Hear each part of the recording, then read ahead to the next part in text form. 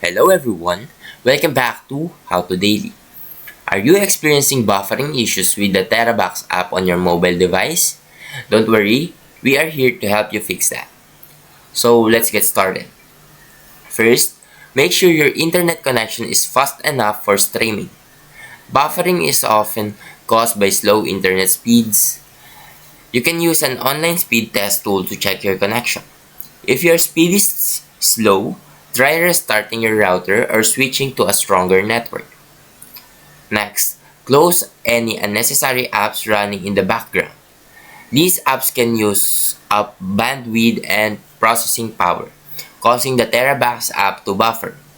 Swipe up from the bottom of your screen and close all other apps. Try reducing the video quality in the TeraBox app settings. Lower quality videos use less data and are less likely to buffer.